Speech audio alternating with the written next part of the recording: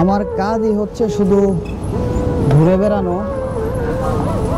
আমি এখানে তেমন কিছু করি না, যতটুকু লাগে নিজের চলার জন্য রিস্ক নিয়ে অতটুকুই করতে হয়, কারণ এখানে কাজের অনুমতি নাই। যদি কোনো ব্যক্তি কাজ করা অবস্থায়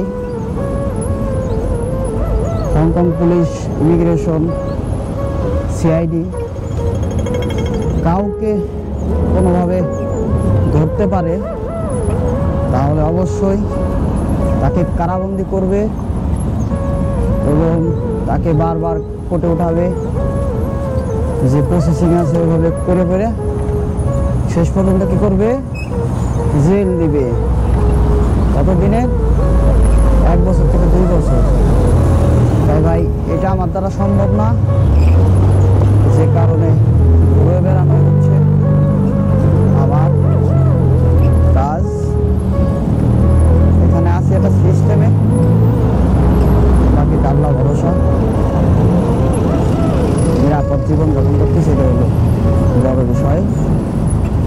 হংকং ভালো লাগার মতো একটা দেশ।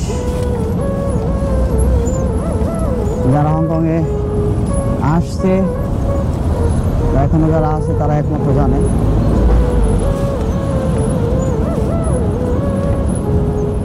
হংকং সম্পর্কে, এবং হংকং খুবই সুন্দর এবং ছোট। হংকং কিন্তু আমাদের ফরিদপুরের অর্ধেক ধরতে গেলে, কারণ হচ্ছে 1100 বর্গ কিলোমিটারের হচ্ছে আয়তন, খুবই ছোট, কিন্তু নিয়ম কানুন এবং দেশের ব্যবস্থা খুবই ভালো। সিগন্যালে দাঁড়াই গেলাম।